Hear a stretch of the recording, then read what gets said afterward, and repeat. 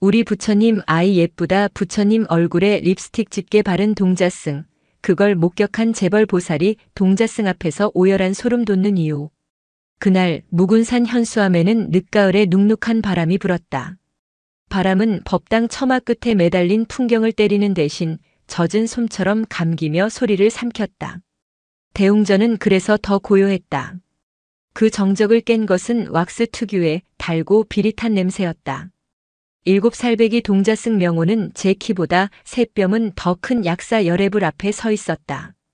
명호는 작은 제기 받침대를 딛고 위태롭게 발도둠한 채 부처의 마모된 입술에 선홍색 립스틱을 칠하고 있었다. 맨 먼저 그것을 발견한 것은 공양미를 이고 들어오던 공양주의 눈이었다. 그녀는 숨을 들이마신 채 입을 막았다. 쌀 한 줌이 바닥에 후두둑 쏟아지는 소리가 법당의 침묵을 핥히었다.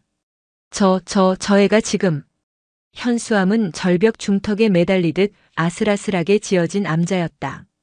찾는 이가 드물었으나 오늘은 1년에 단 2번 있는 만금 보살의 특별 법회가 있는 날이었다. 그녀는 이 현수암의 실질적인 주인이었고 그녀가 시주한 돈으로 이 약사 열애불이 계금불사를 마친 것이 불과 석 달 전이었다. 공양주의 비명의 법회를 준비하던 스님들과 신도 몇몇이 대웅전으로 몰려들었다. 그리고 그들은 모두 얼어붙었다. 빛바랜 삼배 승복 소매를 걷어붙인 명호의 작은 손이 부처의 입술을 뭉개고 있었다. 붉은 립스틱은 수백 년 된 석불의 거친 표면을 따라 지렁이처럼 번져나갔다. 아이는 진지했다. 자그마한 입술을 꾹 다문 채 제단에 올려둔 작은 손거울로 비친 부처의 얼굴과 실제 얼굴을 번갈아 보며 솜씨를 다듬는 중이었다. 제단 아래에는 분첩이 열려 있었고 수처럼 생긴 눈썹 연필이 나뒹굴고 있었다. 저놈이 미쳤나?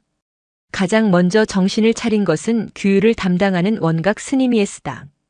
그는 성큼성큼 다가가 받침대 위에 서 있는 명호의 팔을 거칠게 잡아챘다. 명호는 중심을 잃고 바닥으로 굴러떨어졌다. 손에 쥐고 있던 립스틱이 대리석 바닥을 굴러 딱 하는 경쾌한 소리를 내며 멈췄다. 이 무슨 해괴망측한 짓이냐? 내 놈이 부처님 조난에 감히 이 요망한 것을.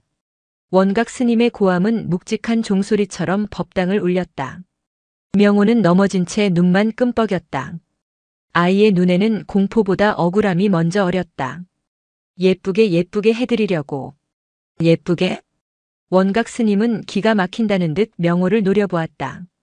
그때 법당 입구에서 비단 저고리가 스치는 소리와 함께 날카로운 목소리가 끼어들었다. 지금 이게 무슨 소란입니까? 만금 보살이었다. 그녀는 수백만 원을 호가하는 듯한 자수정 염주를 손목에 걸고 한치의 흐트러짐 없는 모습으로 법당 중앙에 섰다. 그리고 그녀의 시선이 불상에 닿았다. 정확히는 붉게 뭉개진 부처의 입술에 닿았다. 만금 보살의 곱게 화장한 얼굴이 순식간에 굳어졌다. 그녀는 손에 든 향 주머니를 바닥에 떨어뜨렸다. 저것이. 그녀의 손가락이 부들부들 떨리며 불상을 가리켰다. 누가 감히 나의 부처님께 저런 망측한. 그녀의 나의 부처님이라는 말에 몇몇 스님들이 불편한 듯 시선을 피했다. 이 약사 열애불은 만금 보살이 돌아가신 남편의 극락왕생을 빌며 거액을 시주에 복원한 것이었다. 그녀에게 이 불상은 신앙의 대상이자 그녀의 부와 정성을 증명하는 기념비였다. 원각 스님은 만금 보살 앞에서 더욱 엄격한 목소리로 명호를 다그쳤다. 이 아이가 저지른 짓입니다, 보살님. 이 발칙한 놈이. 아이? 저 아이가? 만금 보살의 시선이 원각의 발치에 주저앉은 명호에게 향했다. 명호는 7살. 삭발한 머리가 아직은 어색한 넉 달 전 이절에 맡겨진 아이였다. 어찌 저런 아이가 부처님께 손을 대도록 방치했습니까? 주지 스님은 어디 계십니까? 당장 이 아이를. 만금 보살은 분노로 말을 잇지 못했다. 그녀는 자신이 아끼는 도자기가 깨진 것보다 더 격렬하게 반응했다. 신성모독. 그것은 그녀의 공덕에 대한 정면 도전이었다. 신도들이 수군거리기 시작했다. 어머 저 붉은 것 좀 봐. 꼭 피 같네. 어린애가 뭘 안다고 저런 걸 누가 가르친 게 틀림없어. 암자에 귀신이라도 붙었나 흉측해라. 명호는 그 모든 비난의 중심에서 고개를 푹 숙였다. 아이는 울지 않았다. 그저 입술을 깨물고 있었다. 제단 위 붉은 입술을 갖게 된 약사 열애불은 여전히 표정 없는 얼굴로 중생을 내려다보고 있었다. 그러나 그 뭉개진 붉은 자국 때문에 마치 부처가 입꼬리를 비틀며 기괴하게 웃거나 혹은 피를 토하며 고통스러워하는 것처럼 보이기도 했다. 법당의 공기는 차갑게 얼어붙었다. 늦가을 묵은 산의 스산한 안개가 열린 문틈으로 뱀처럼 기어들어와 붉게 번진 부처의 입술을 감쌌다. 그때 법당 뒤편에서 마른 기침 소리와 함께 조용한 발걸음이 들려왔다. 현수암의 주지 지산 노스님이었다. 그는 방금 깊은 좌선에서 깨어난 듯 느리고 고요한 걸음으로 다가왔다. 지산 스님은 이 소란의 중심에 섰다. 그는 경로한 만금 보살과 굳어진 원각 스님, 그리고 바닥에 웅크린 명호를 차례로 훑어보았다. 그리고 마지막으로 그의 시선은 붉은 입술의 약사 열애불에게 향했다. 그는 아주 오랫동안 불상을 바라보았다. 그 침묵은 법당 안의 모든 소리를 압도했다. 만금 보살이 그 침묵을 깨고 울부짖듯 소리쳤다. 주지 스님, 저 흉물을 보십시오. 당장 저 아이를 내쫓으시고 불상을 정화해야 합니다. 저것은 불경입니다. 지산 스님은 불상에서 시선을 거두지 않은 채 나지막이 입을 열었다. 보살님. 그의 목소리는 쇠처럼 차가웠으나 그 안에 미세한 떨림이 있었다. 불경이라 하셨습니까? 그는 천천히 명호에게 다가갔다. 아이는 주눅이 들어 몸을 더 작게 말았다. 지산 스님은 아이의 눈높이에 맞춰 조용히 쪼그려 앉았다. 그리고는 바닥에 떨어진 립스틱을 주워들었다. 자두색이라고 적힌 싸구려 화장품이었다. 명호야. 왜 그랬느냐? 원각 스님이 참지 못하고 끼어들었다. 스님, 저 아이는 회초리로 다스려야 할 뿐 물을 가치가 없습니다. 지산 스님은 손을 들어 원각 스님을 제지했다. 그의 눈은 오직 명호만을 향해 있었다. 명호는 한참을 망설였다. 그리고 아주 작은 목소리로 하지만 법당 안의 모든 사람이 들을 수 있을 만큼 또렷하게 대답했다. 부처님도 예뻐지시라고요. 예뻐져? 네, 우리 엄마처럼요. 그 말에 만금 보살은 실소했다. 어미라니. 부처님을 내 속세의 어미 따위에 비유해. 명호는 그 말에 고개를 번쩍 들었다. 아이의 눈에 처음으로 눈물이 고였다. 엄마가 화장할 때가 제일 예뻤어요. 화장하고 웃으셨어요. 부처님은 한 번도 안 웃으시잖아요. 명호의 말은 논리적이지 않았다. 7살 아이의 상처받은 마음에서 나온 순진한 고백이었다.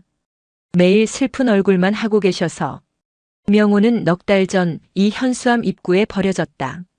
잠깐만 기다리라던 엄마는 돌아오지 않았다. 아이가 가진 유일한 유품은 엄마가 마지막으로 사용했던 것으로 보이는 싸구려 화장품이 담긴 작은 손가방이었다. 명호는 그것을 자신의 유일한 보물처럼 숨겨두고 있었다. 지산 스님은 아이의 떨리는 어깨를 가만히 내려다보았다. 그는 립스틱을 쥔 채 천천히 일어섰다. 모두 법회 준비를 계속하십시오. 스님, 이 일을 이대로 덮으시렵니까? 만금 보살이 악을 썼다. 지산 스님은 그녀를 돌아보았다. 덮는 것이 아닙니다. 보는 것입니다. 무엇을 말입니까? 저 아이의 마음을, 그리고 보살님의 마음을. 지산 스님은 명호의 손을 잡았다. 아이의 손은 얼음장처럼 차가웠다. 그리고 저 붉게 물든 부처님의 마음도 보아야지요. 그는 명호를 데리고 법당을 나섰다. 뒤에 남은 것은 분노로 치를 떠는 만금 보살과 이해할 수 없다는 표정의 원각 스님, 그리고 끔찍한 이물감으로 번들거리는 약사열애불의 붉은 입술뿐이었다. 지산 스님의 방은 무염실이라 불렸다.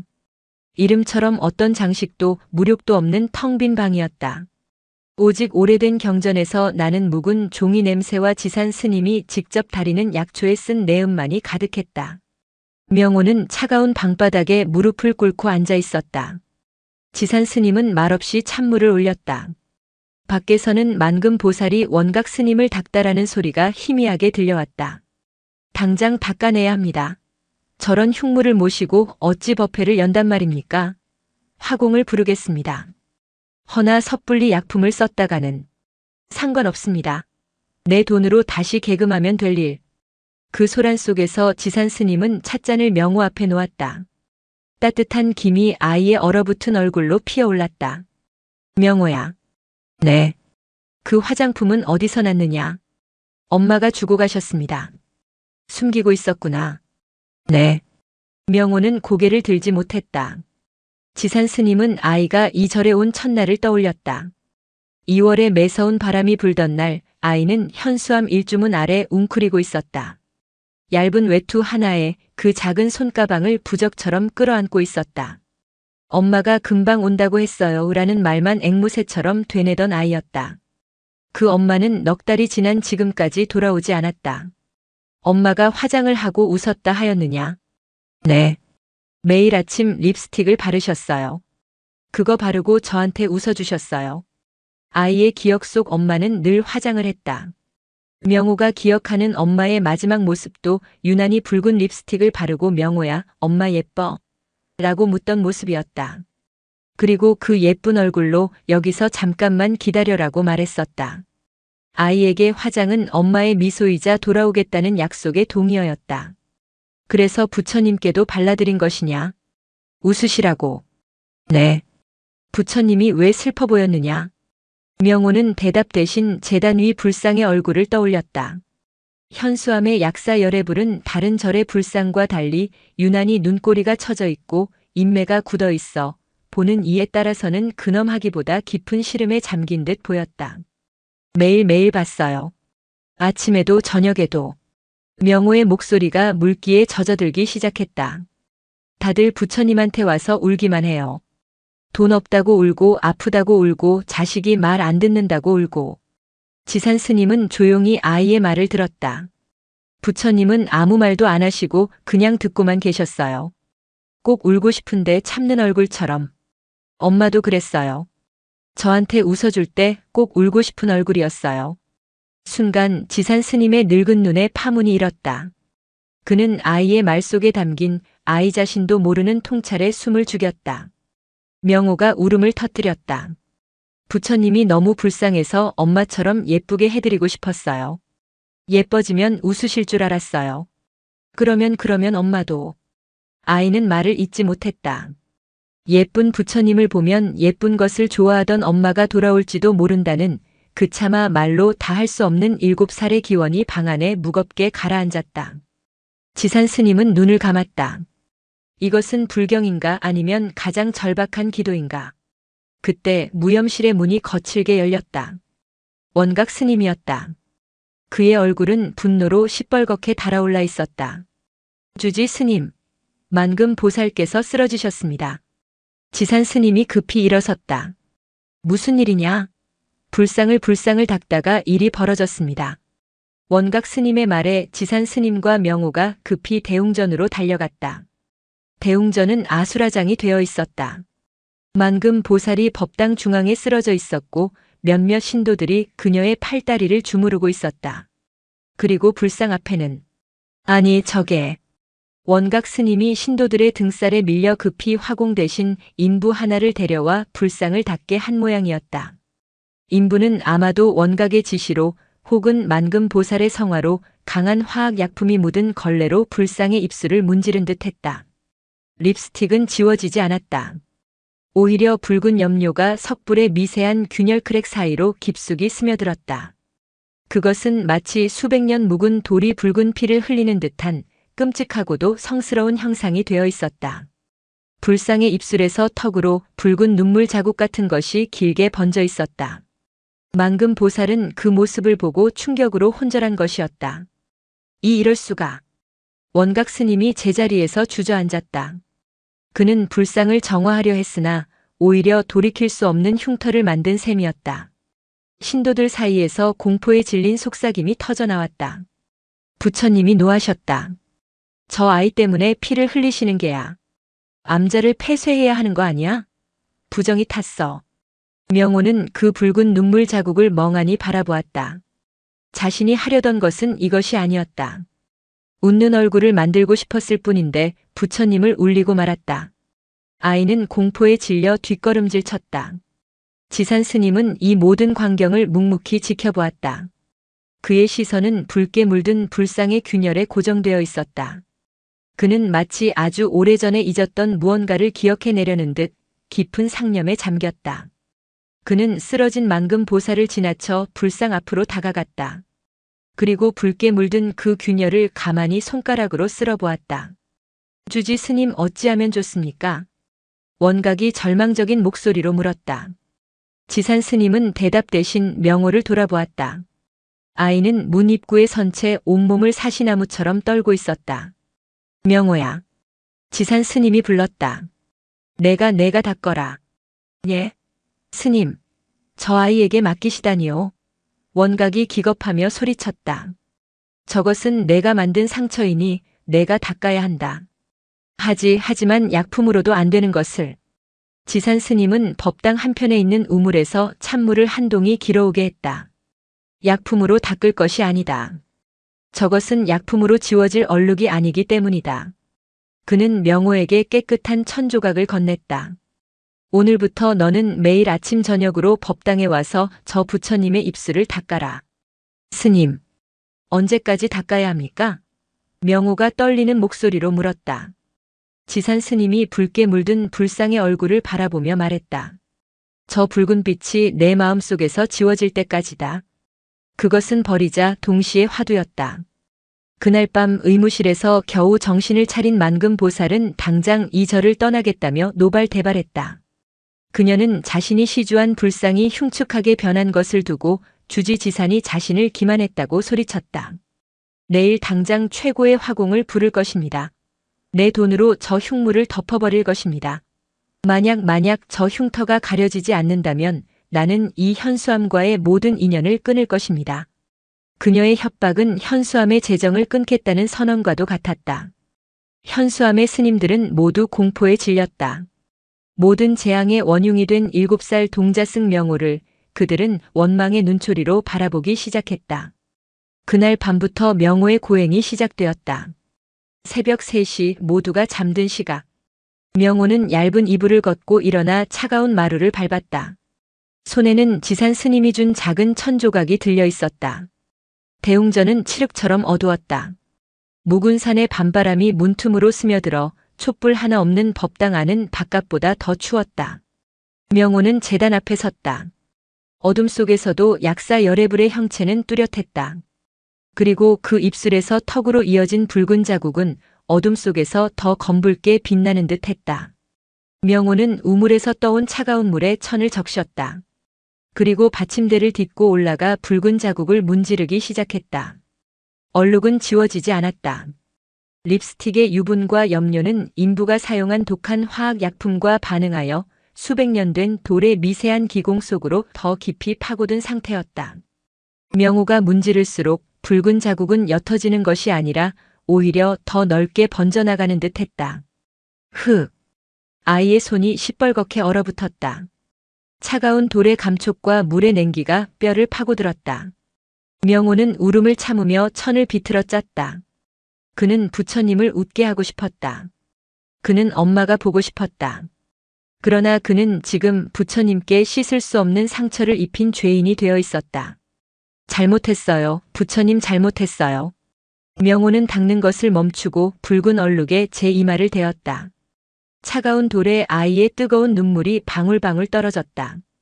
그 모습을 법당 뒤편 어둠 속에서 지산 스님이 묵묵히 지켜보고 있었다. 그는 명호가 법당에 들어설 때부터 줄곧 그 자리에 서 있었다. 그는 아이의 흐느낌을 들었지만 나서지 않았다. 그것은 명호가 오롯이 감당해야 할 자신의 업이었다. 그때 또 다른 발걸음 소리가 들렸다. 원각 스님이었다. 그는 이른 새벽부터 명호가 벌을 제대로 수행하는지 감시하러 온 것이었다. 그는 어둠 속에 지산 스님을 발견하고는 조용히 고개를 숙였다. 원각은 명호가 이마를 대고 흐느끼는 모습을 보고는 차가운 목소리로 꾸짖었다. 울 시간 있으면 손을 더 놀려라. 내 놈의 눈물이 그 얼룩을 지울 수 있을 것 같으냐. 명호가 화들짝 놀라 다시 천을 쥐고 불상을 문지르기 시작했다. 원각은 지산 스님 곁으로 다가와 낮은 목소리로 속삭였다. 주지 스님. 저 아이에게 저런 고행을 시키는 것은 무의미합니다. 만금 보살님은 날이 밝는 대로 최고의 석공을 데려온다 하셨습니다. 저 부분을 아예 긁어낼 작정이신 듯 합니다. 지산 스님의 미간이 좁혀졌다. 긁어내. 네. 흉터를 지우려면 살을 도려내야 하듯 불상의 표면을 갈아낼 수밖에 없다는 것입니다. 그리 되면 불상의 조난이 훼손될 것입니다. 그것은 불사를 하는 것이 아니라 불상을 파괴하는 것이다. 허나 만금 보살님의 뜻이 완강합니다. 저 붉은 자국을 보느니 차라리 새 부처를 모시겠다고 하실 정도입니다. 스님도 아시지 않습니까? 현수암의 겨울 채비는 전적으로 만금 보살님의 시주에 달려 있습니다. 원각의 말은 지극히 현실적이었다. 이 절벽 위의 암자에서 수십 명의 대중이 겨울을 나기 위해서는 만금 보살의 도움이 절실했다. 지산 스님은 다시 붉은 얼룩을 문지르는 명호의 작은 등을 바라보았다. 아이의 몸부림은 거대한 바위에 부딪히는 작은 조약돌과도 같았다. 원각 스님. 예, 주지 스님. 만금 보살이 이 절에 처음 오던 날을 기억하시오? 기억합니다. 10년 전 남편의 49제를 지내러 왔었지요. 그때 그분이 저 약사 열애불 앞에서 꼬박 사흘을 울었소. 불상 복원을 서원하며 울고 남편을 그리워하며 울었지. 원각은 그 말의 의도를 알 수 없었다. 그분의 정성이 지극했던 것은 사실이나 지금은 저 아이의 불경함에 그 정성이 모두 물거품이 되었습니다. 물거품이라. 지산 스님은 쓴웃음을 지었다. 그 정성이란 것이 과연 무엇을 위한 것이었을까? 부처를 위한 것이었소? 아니면 자신의 위안을 위한 것이었소? 스님, 그 말씀은... 지산 스님은 말을 끊었다. 날이 밝으면 만금 보살을 내 방으로 오시게 하시오. 석공을 드리는 것을 허락하시렵니까? 아니, 그분께 보여드릴 것이 있소. 지산 스님은 품에서 작은 함 하나를 꺼냈다. 그것은 명호가 법당에서 법석을 피울 때 아이의 발치에서 몰래 수습해온 것이었다. 바로 명호의 엄마 유품이었던 낡은 화장품 손가방이었다. 다음 날 아침 동이 트기도 전에 만금 보살이 보란듯이 2명의 석공을 대동하고 현수암에 들이닥쳤다.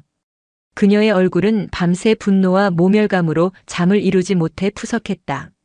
주지 스님, 약조대로 사람들을 데려왔습니다. 당장 저 흉물을. 지산 스님은 그녀를 무염실로 청했다. 보살님, 석공들은 잠시 밖에 기다리라 하십시오. 드릴 말씀이 있습니다. 드릴 말씀이라니요? 저는 스님의 변명을 들을 시간이 없습니다. 변명이 아닙니다. 보살님께 묻고 싶은 것이 있습니다. 지산 스님은 만금 보살을 방 안에 앉히고 원각 스님에게도 함께 자리하라 명했다. 지산 스님은 말없이 명호의 손가방을 그녀 앞에 내밀었다. 만금 보살은 그것이 무엇인지 몰라 미간을 찌푸렸다. 이것이 무엇입니까? 어디서 난 쓰레기입니까? 어제 명호가 불상에 화장을 할 때 쓰였던 것입니다. 그 흉측한 것들을 제게 보이시는 연유가 뭡니까? 만금 보살이 불쾌한 듯 소리쳤다. 지산 스님은 가방을 열었다. 안에는 립스틱과 깨진 분첩, 그리고 눈썹 연필이 들어있었다. 이것들이 보살님의 눈에도 익지 않으십니까? 뭐라고요? 내가 어찌 저런 천박한 것들을... 천박하다. 지산 스님은 가방 안에서 깨진 분첩을 꺼내 들었다. 자개로 장식된 지금은 낡았지만 한때는 무척이나 고급스러웠을 물건이었다. 보살님, 10년 전 남편의 49제를 지내러 이 절에 오셨을 때 보살님께서는 따님과 동행하셨습니다. 순간 만금 보살의 얼굴이 석고상처럼 굳어졌다. 그녀의 눈동자가 격렬하게 흔들렸다. 원각 스님도 놀라 지산 스님을 바라보았다. 만금 보살의 따님은 10년 전 남편의 49제가 끝나고 얼마 지나지 않아 불의의 사고로 세상을 떠난 것으로 알려져 있었다. 그 이후 만금 보살은 더 독실하게 절에 매달렸다. 그 아이 이야기는 어찌... 그 따님이 저 약사 열애불 앞에서 어머니 만금 보살께서 우는 동안 법당 뒤편에서 몰래 분을 바르던 모습을 제가 보았습니다. 지산 스님은 깨진 분첩을 만금 보살의 눈앞에 더 가까이 가져갔다. 어머니의 슬픔을 위로할 길 없어 어미가 사주었던 이 분첩을 몰래 바르며 웃으려 애쓰던 그 아이의 얼굴을 저는 기억합니다. 만금 보살의 입술이 파르르 떨렸다. 그녀는 그 분첩을 알아보았다. 그녀가 유일한 딸에게 20살 성년의 날 선물로 사주었던 것이었다. 이것이 어찌. 그 따님이 세상을 뜨고 보살님께서는 따님의 유품을 정리하며 이 화장품 가방을 이절 어딘가에 버리셨겠지요. 차마 태우지도 간직하지도 못하고 명호가 그것을 주운 것입니다. 만금 보살은 숨을 쉴 수 없었다. 명호가 부처님께 바른 립스틱. 그것은 명호 엄마의 것이 아니었다. 그것은 10년 전 자신의 죽은 딸이 사용하던 것이었다. 명호가 부처님을 보고 슬픈 얼굴이라 한 것. 명호가 엄마처럼 예쁘게 웃으라며 립스틱을 바른 것. 그것은 명호 자신의 그리움이자 동시에 10년 전 이 절에 머물렀던 죽은 딸의 슬픔이기도 했다. 두 개의 다른 슬픔이 화장품이라는 매개를 통해 시공을 초월하여 약사 열애불의 얼굴에 겹쳐진 순간이었다. 아! 만금 보살은 무너져 내렸다. 그녀가 흉물이라 부르며 지우려 했던 그 붉은 자국은 자신의 죽은 딸이 남긴 마지막 흔적이었던 것이다. 지산 스님은 밖에서 명호를 불렀다. 밤새도록 얼룩을 닦다 지쳐 잠든 명호가 졸린 눈을 비비며 무염실로 들어왔다. 지산 스님이 명호에게 말했다. 명호야. 이 보살님께 어제 내가 본 부처님 얼굴에 대해 다시 말씀드려라. 명호는 만금 보살을 겁먹은 눈으로 바라보며 작은 목소리로 말했다. 부처님이 꼭 울고 싶은데 참는 얼굴이셨어요. 그 말에 만금 보살은 더 이상 참지 못하고 오열했다. 그것은 지난 10년간 남편과 딸을 잃고 독하게 버텨왔던 그녀 자신의 얼굴이었기 때문이었다. 무염실 염실의 공기는 수처럼 타들어가 재가 된 슬픔으로 무거웠다. 만금 보살은 바닥에 주저앉아 지산 스님이 내민 작의 분첩을 붙들고 짐승처럼 울었다.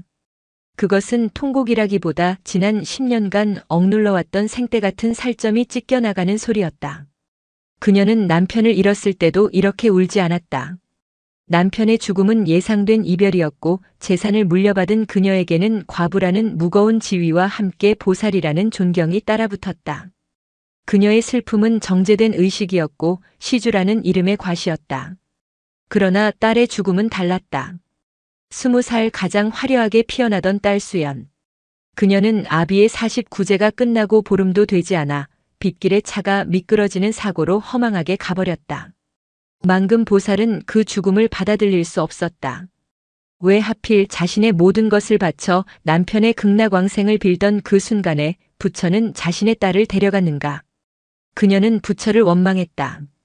그리고 동시에 죽은 딸을 원망했다. 그 애가 그날. 만금 보살이 울음 섞인 목소리로 겨우 입을 열었다. 원각 스님과 지산 스님은 침묵 속에서 그녀의 10년 묵은 고해를 들었다. 아비가 죽었는데도 저것을 바르고 있었습니다. 그녀의 손이 분첩을 경멸하듯 움켜쥐었다. 제가 곡을 하다 실신에 쓰러져 있던 방에서 그 애는 거울을 보며 저 연지 립스틱을 바르고 있었어요. 제가 그것을 보고 그녀는 딸의 뺨을 세차게 때렸다. 아비가 죽었는데 내년은 사내라도 만나러 갈 작정이냐? 악담을 퍼부었다. 20살의 수연은 뺨을 맞고도 울지 않았다. 그저 붉은 입술로 어미를 가만히 바라보며 말했다. 엄마, 나라도 웃어야 아빠가 웃으면서 가지. 만금 보살은 그 말을 이해하지 못했다. 그녀는 딸의 그 웃음을 아비의 죽음에 대한 모독이자 어미에 대한 배신이라 여겼다. 그리고 그날 오후 딸은 차를 몰고 나갔다가 다시는 돌아오지 못했다. 제가 죽인 겁니다. 그 애가 바른 립스틱을 제가 저주했어요. 딸의 유품을 정리하던 날 그녀는 이 화장품 가방을 발견했다. 그녀는 그것을 불태우지도 버리지도 못했다. 자신의 죄가 담긴 증거물처럼 그녀는 그것을 현수암 뒤편 가장 깊은 숲속 바위 틈에 던져버렸다. 부처가 보지 못하는 곳에 자신의 죄를 숨기듯. 그런데 그것이 10년의 세월을 돌아 어미를 잃은 또 다른 아이의 손에 들어가 자신이 시주한 부처의 얼굴에 발린 것이었다. 아, 수연아, 내 딸아. 원각 스님은 이 기막힌 인연의 고리 앞에서 할 말을 잃었다. 그가 불경이라 규정했던 붉은 얼룩은 한 아이의 그리움과 한 어미의 참회가 뒤엉킨 피눈물이었다. 그는 감히 닦아내라거나 긁어내라는 말을 입에 담을 수 없었다. 지산 스님은 방구석에서 이 모든 광경을 겁에 질려 지켜보던 명호를 불렀다. 명호야, 이리 오너라. 명호는 조심스럽게 만금 보살의 곁으로 다가갔다. 만금 보살이 고개를 들었다. 눈물로 범벅이 된 그녀의 얼굴이 명호의 맑은 눈동자에 비쳤다. 보살님, 지산 스님이 나직이 말했다. 저 아이가 본 것은 명호 어미의 슬픔이기도 하고 보살님 따님의 슬픔이기도 하며 또한 보살님 자신의 슬픔이기도 합니다. 부처는 중생의 모든 얼굴을 하고 계시다 하였습니다. 명호는 저 약사 열애불의 수많은 얼굴 중 하필이면 가장 깊이 숨겨져 있던 수연보살의 얼굴을 본 것입니다. 만금 보살은 명호의 작은 손을 내려다보았다. 밤새도록 차가운 돌을 문지르느라 아이의 손은 동상에 걸린 듯 붉게 부르터 있었다. 그 작은 손이 자신의 딸이 마지막으로 쥐었던 립스틱을 쥐었다. 너. 만금 보살이 떨리는 목소리로 명호에게 물었다. 너 내 딸이 무엇하더냐? 부처님 얼굴이 어떠하더냐? 명호는 이 상황을 다 이해할 수 없었다. 그는 그저 자신이 본 것을 정직하게 말했다. 웃고 싶어 하셨어요. 그런데 너무 슬퍼서 웃는 법을 잊어버린 얼굴이셨어요. 그 말은 만금 보살의 심장을 꿰뚫었다.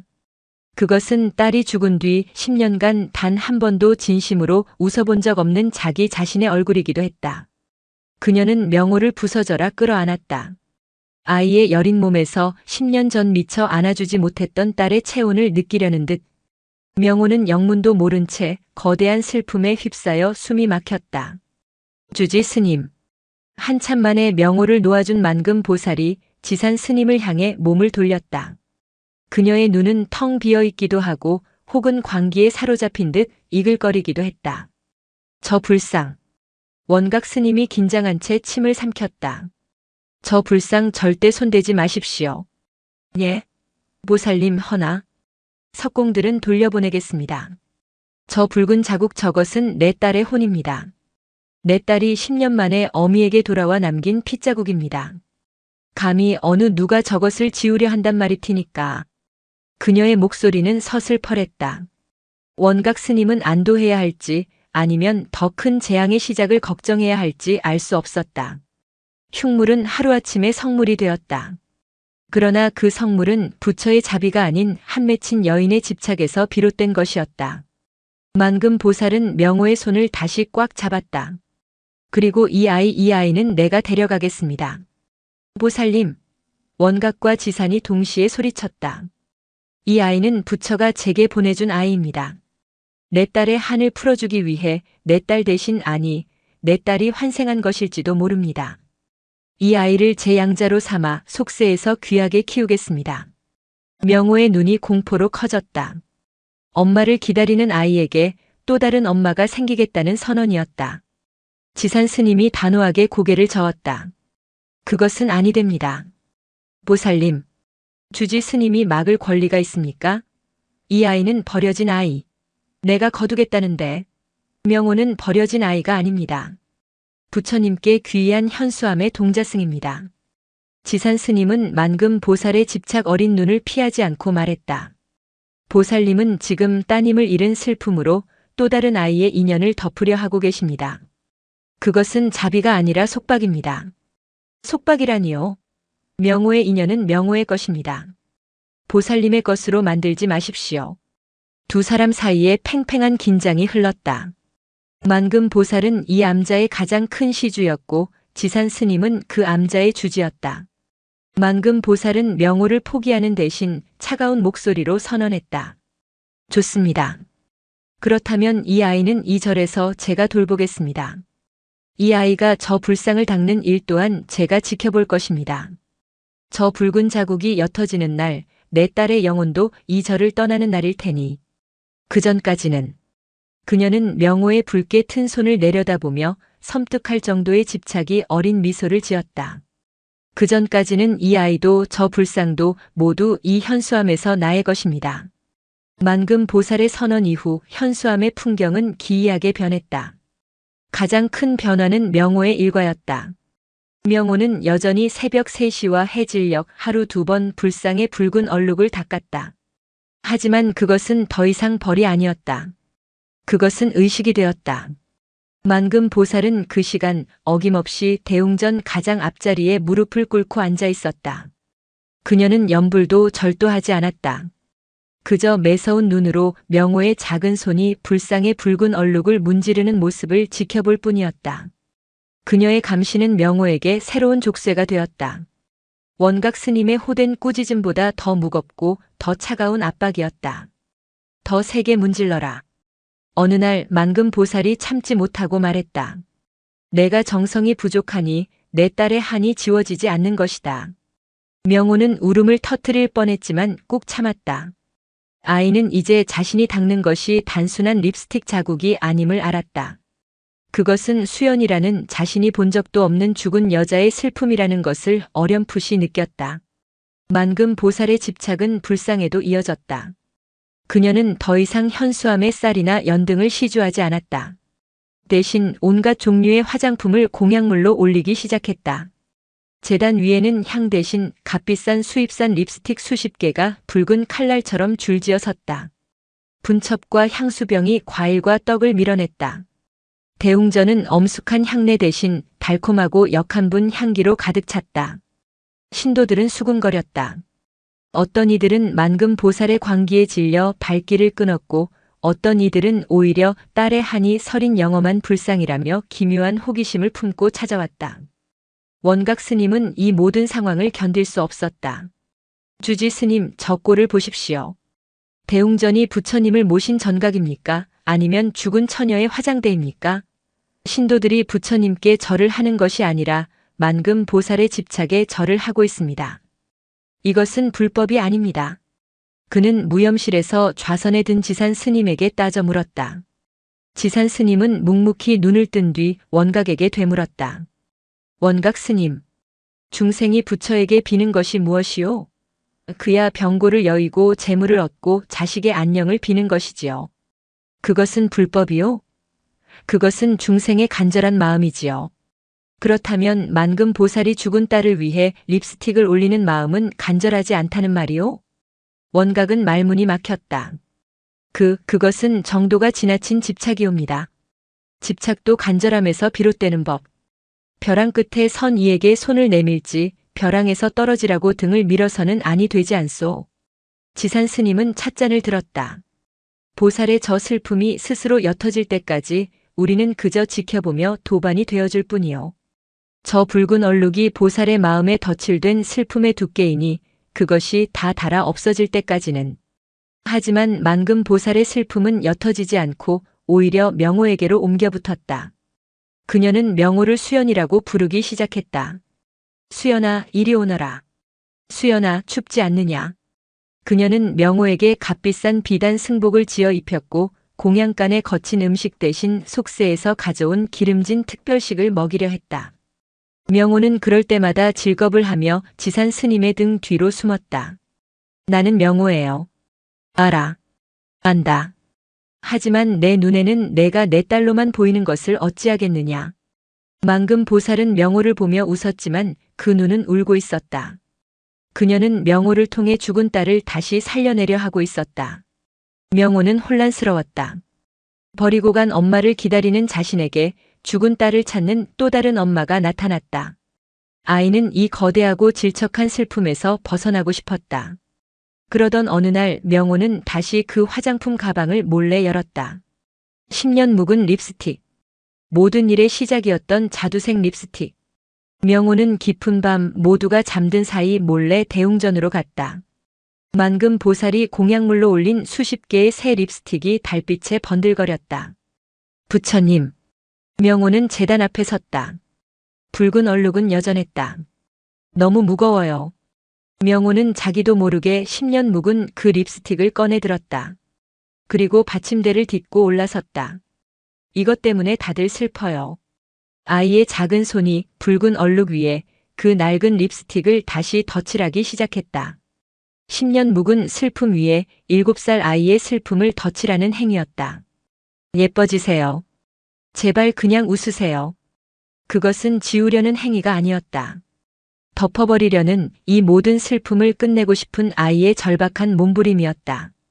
거친 돌 표면에 립스틱이 으스러지며 붉은 자국을 더욱 선명하게, 더욱 두껍게 만들었다. 그때였다. 지금 내 이놈 지금 무얼 하는 것이냐. 대웅전 입구에 그 광경을 목격한 원각 스님이 서 있었다. 그의 얼굴은 경악으로 하얗게 질려 있었다. 원각 스님의 고함은 새벽의 정적을 갈랐다. 그는 명호가 또다시 불상을 훼손하고 있다고 확신했다. 그는 횃불을 들고 법당으로 뛰어들어와 받침대 위에 명호를 거칠게 끌어내렸다. 이 미혹한 놈. 내 놈이 기어코 부처님을 2번 죽이는구나. 내가 저지른 죄를 닦지는 못할 망정 그 위에 또다시 흉물을 덧칠해. 명호는 으스러진 립스틱 조각을 손에 쥔 채 바닥에 나뒹굴었다. 아이는 변명조차 하지 못했다. 그저 지독한 공포와 서러움에 울음만 터뜨렸다. 주지 스님, 주지 스님. 원각은 저리 떠나가라 소리쳤다. 이 아이를 이대로 두어서는 아니 됩니다. 이 아이는 막아신 것이 틀림없습니다.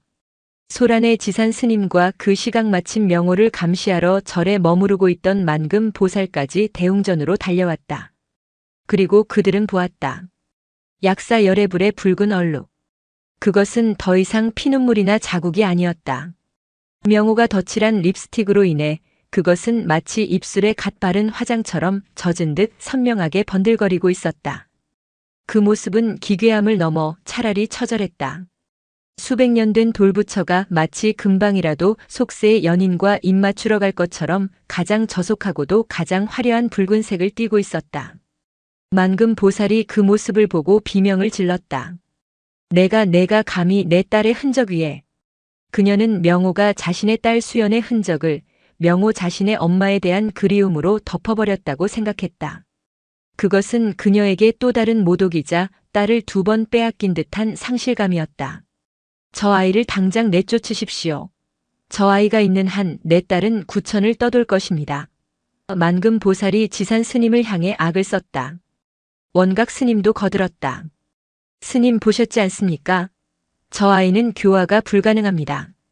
저 아이를 속세로 돌려보내는 것이 현수암을 지키고 부처님을 지키는 유일한 길입니다.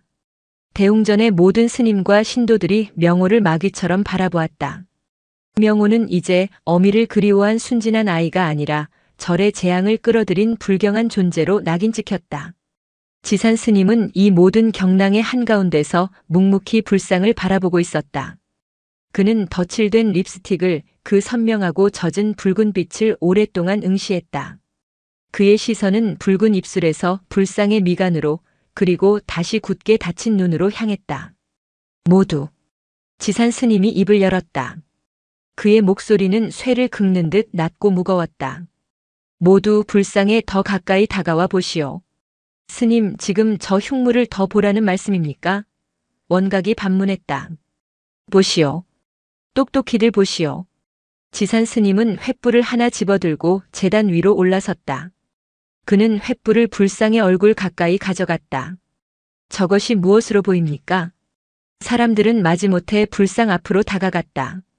그리고 횃불이 비추는 곳을 바라보았다. 붉은 립스틱 자국이 아닙니까? 아니, 잠깐. 사람들의 눈이 커졌다.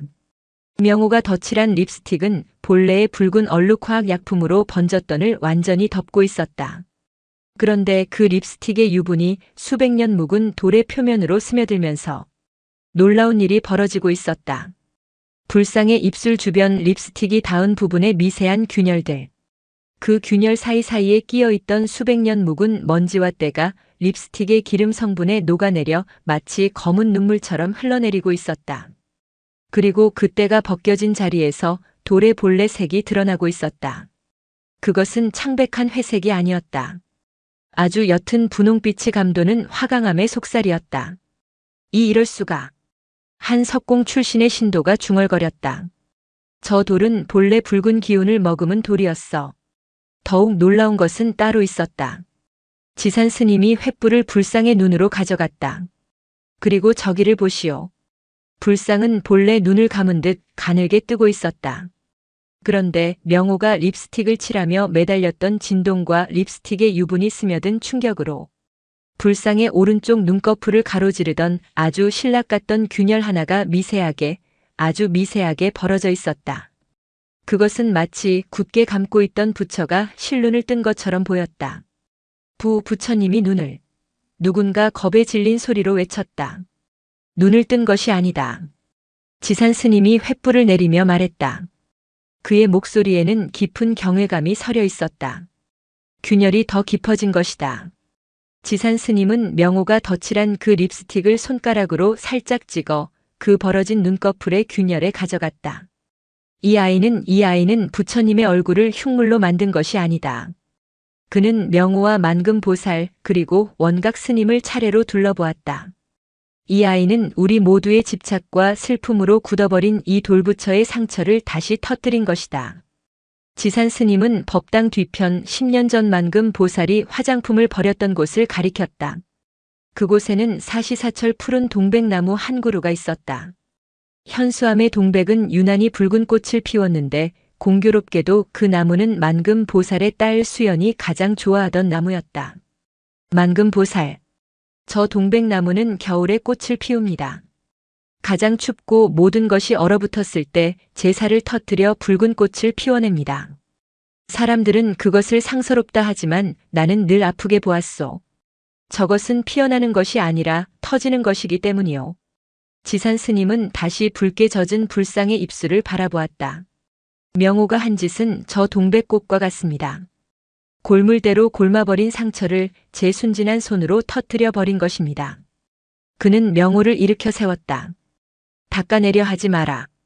덮으려 하지도 마라. 이제부터 우리는 이 부처님의 상처가 아물 때까지 그저 지켜보며 함께 아파해야 할 것이다.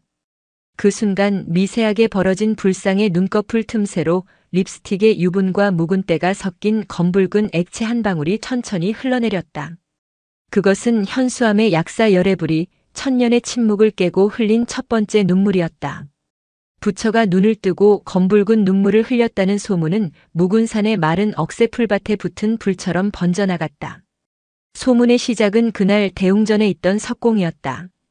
그는 산을 내려가자마자 막걸리 주전자 앞에서 자신이 본 기적을 떠벌렸다. 내가 평생 돌을 깎았지만 립스틱 기름에 묵은 때가 녹아 실금이 벌어지는 건 봤어도 그 틈에서 돌이 우는 건 처음 봤다. 그건 필시 돌에 맺힌 영험이다. 소문은 꼬리를 물고 부풀려졌다. 현수암 약사 열애불이 죽은 처녀의 한을 품고 피눈물을 흘린다더라. 그 붉은 입술에 립스틱을 바친 동자승은 죽은 처녀의 환생이란다. 그 불상에 빌면 10년 묵은 체증은 물론이고 죽은 자식도 다시 만날 수 있다더라. 산사의 고요함은 일주일 만에 산산조각 났다. 현수암으로 향하는 좁은 산길은 이적을 구경하려는 인파로 미어터졌다. 그들은 신도가 아니었다. 그들은 구경꾼이었고 욕망에 굶주린 하이에나였다. 어디 부처님 핏자국 좀 봅시다. 동자승이 어디 있어? 그의 손이라도 한번 만져보자. 대웅전은 발 디딜 틈이 없었다. 사람들은 향불 대신 너도 나도 싸구려 화장품을 제단에 밀어 올렸다. 금세 제단은 온갖 립스틱과 분첩으로 쓰레기장처럼 변했다. 사람들은 불상의 붉은 입술과 그 아래로 번진 검붉은 눈물 자국 기름때가 흘러내린을 보며 환호하거나 혹은 두려움에 떨며 돈을 던졌다. 이 광기의 한가운데 만금보살이 있었다. 그녀는 더 이상 슬픔에 잠긴 어미가 아니었다. 그녀는 이 기적을 주관하는 대보살이자 수연의 어미로서 군림했다. 그녀는 사비를 들여 대웅전 입구에 사람들을 통제하는 시종들을 세웠다. 그녀는 자신이 수연이라 부르는 명호를 법당 안쪽 가장 깊숙한 곳에 앉혀두었다. 명호는 값비싼 비단 승복을 입은 채 사람들의 구경거리가 되었다. 저 아이입니다. 내 딸 수연이의 영혼과 통한 신령한 아이입니다. 만금보살은 명호를 그렇게 소개했다. 사람들은 명호에게 절을 했다. 어떤 이들은 명호의 옷자락을 찢어가려 했고 어떤 이들은 병든 자식을 데려와 아이의 손에 만지게 해달라고 애원했다. 명호는 이 모든 상황을 감당할 수 없었다. 아이는 입을 닫았다. 그날 이후 명호는 단 한마디도 하지 않았다. 굳게 닫힌 입술은 붉은 립스틱이 발렸던 약사 열애불의 입술을 닮아갔다. 명호가 할 수 있는 유일한 저항은 만금 보살이 주는 기름진 음식을 거부하고 그녀가 지어 입힌 비단옷을 몰래 흙먼지로 더럽히는 것뿐이었다. 원각 스님은 이 혼돈 속에서 갈피를 잡지 못했다. 처음에 그는 이 광기를 혐오했다. 이것은 불법이 아니다. 시장 바닥이다. 그는 사람들을 쫓아내려 했지만 그럴 때마다 만금 보살이 막아섰다. 스님, 중생이 제 발로 부처를 찾아왔거늘 어찌 내치시렵니까? 저들이 흘리는 저 시죽음이 현수암의 겨울을 나게 할 것입니다. 그녀의 말은 틀리지 않았다. 불전함은 하루가 다르게 넘쳐났다. 원각 스님은 그 돈으로 낡은 기와를 갈고 스님들의 해진 승복을 새로 맞출 수 있었다. 가난했던 암자의 기름이 돌기 시작했다. 원각은 서서히 타협했다. 그는 불경 대신 영엄이라는 단어를 쓰기 시작했다. 그는 이 광기를 관리하기 시작했다. 그는 불상 앞에서 목탁을 치며 낯선 욕망에 절을 하는 사람들의 등을 향해 반야심경을 읊었다. 그의 연불 소리는 어느 때보다 컸지만 그 울림은 공허했다. 지산 노스님만이 이 모든 소란에서 비켜나 있었다. 그는 무염실에 칩거했다. 그는 대웅전에 나가지 않았다. 그는 명호가 덧칠한 그 자두색 립스틱을 재단에 올려두고 그것을 화두 삼아 좌선에 들었다. 터진 것은 돌의 상처인가 중생의 욕망인가. 그는 찾아오는 원각 스님에게도 아무런 답을 주지 않았다. 스님, 저 광기를 멈추셔야 합니다. 원각 스님. 폭풍은 멈추라 한다고 멈추는 것이 아니오. 그저 그 중심에서 고요히 폭풍의 눈을 바라볼 뿐이지. 허나 저 아이가 명호가 망가져가고 있습니다. 지산 스님의 눈이 가늘게 떨렸다. 그날 밤 지산 스님은 침묵하는 명호를 무염실로 불렀다. 명호는 흑투성이가 된 비단옷을 입은 채 텅 빈 눈으로 지산을 바라보았다. 지산 스님은 아이에게 붓과 먹을 내밀었다. 명호야, 말을 할 수 없다면 그리거라. 내가 무엇을 보고 있는지, 내 마음이 어떠한지 이 종이에 그리거라. 명호는 한참을 망설였다. 그리고 붓을 들었다. 아이의 손은 붉게 튼 채였지만 붓을 잡은 손길은 망설임이 없었다. 아이는 종이 위에 무언가를 그리기 시작했다. 그것은 불상이 아니었다. 엄마의 얼굴도 아니었다. 아이는 거대한 거미줄을 그렸다. 그리고 그 거미줄 한가운데 옴짝달싹 못하는 작은 나비 한 마리를 그렸다. 나비의 날개 한쪽은 붉게 찢겨 있었다. 지산 스님은 그 그림을 오랫동안 내려다보았다. 명호는 자신이 만금 보살의 집착이라는 거미줄에 걸린 날개가 찢어진 나비라고 말하고 있었다. 명호야. 지산 스님이 붓을 빼앗아 들었다. 거미줄을 끊는 것은 바람이다. 그는 먹을 찍어 명호가 그린 거미줄을 가로지르는 거대한 바람에 획을 그었다. 그리고 그 바람은 내 안에 있다. 명호는 그 말을 이해하지 못했다. 아이는 다시 고개를 숙였다. 그 순간 아이의 품속에서 무언가가 툭 하고 떨어졌다. 그것은 명호가 몰래 숨겨가지고 다니던 10년 묵은 그 자두색 립스틱이었다. 이미 뭉개지고 부러져 거의 형태만 남아있는 것이었다. 지산 스님은 그것을 주워들었다. 너는 아직도 이것을 쥐고 있구나. 명호가 다급하게 그것을 다시 빼앗아 쥐었다. 그것은 아이가 쥔 유일한 자신이었다. 만금 보살이 자신을 수연이라 부를 때마다 명호는 이 립스틱을 만지며 나는 명호다라고 되뇌었다. 지산 스님은 그 모습을 보며 깊은 한숨을 내쉬었다. 저 작은 것이 저 립스틱 하나에 갇혀 있었다. 그만 놓아주어야 한다. 지산 스님이 말했다. 그것은 내 어미의 것도 수연 보살의 것도 아니다. 그것은 그저 붉은 물감 덩어리일 뿐이다. 명호가 고개를 세차게 저었다. 아이는 울부짖고 싶었지만 소리가 나오지 않았다. 그때였다. 밖에서 원각 스님의 다급한 목소리가 들려왔다. 주지 스님, 큰일 났습니다. 불상이. 지산 스님과 명호가 대웅전으로 달려갔을 때 그곳은 아비규환이었다. 사람들은 공포에 질려 비명을 지르며 법당 밖으로 뛰쳐나가고 있었다. 부처님이 무너진다. 대웅전 안 약사 열애불 앞에 만금 보살이 넋이 나간 채 서 있었다. 그리고 불상을 비추는 횃불 아래 끔찍한 일이 벌어지고 있었다. 불상의 얼굴, 그 붉게 젖은 입술과 검붉은 눈물 자국이 흘러내린 뺨. 그 부위의 석재 표면이 부스러져 내리고 있었다. 명호가 덧칠한 립스틱의 유분이 10년 묵은 기름때와 섞여 수백 년 된 돌의 결속력을 완전히 파괴해버린 것이었다. 기름은 돌의 숨구멍을 막았고 밤낮의 기온 차이로 얼고 녹기를 반복하며 미세한 균열을 찢어놓았다. 지산 스님이 터졌다고 표현했던 그 상처는 이제 골마 터진 것을 넘어 문드러지고 있었다. 석공. 석공은 어디 있는가? 원각 스님이 소리쳤다. 며칠 전 기적을 떠벌렸던 그 석공이 사색이 된 얼굴로 불상 아래에서 돌가루 조각을 만져보고 있었다. 스님 늦었습니다. 석공이 절망적인 목소리로 말했다. 기름이 돌 속 깊이 파고들었습니다. 돌이 썩고 있습니다. 표면을 긁어내는 정도가 아니라 이대로 두면. 석공이 불상의 턱 부분을 손가락으로 가만히 밀었다. 스르르 마이너스 마치 마른 흙더미가 무너지듯 불상의 턱선 일부가 가루가 되어 떨어져 내렸다. 안 돼. 만금 보살이 무릎을 꿇었다. 그녀가 딸의 흔적이라 믿었던 그 붉은 입술이, 딸의 눈물이라 믿었던 그 검은 자국이 지금 부처의 얼굴을 썩게 만들고 있었다.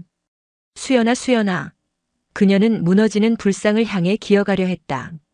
내 딸 얼굴이 무너진다 안 돼. 보살님, 정신 차리십시오.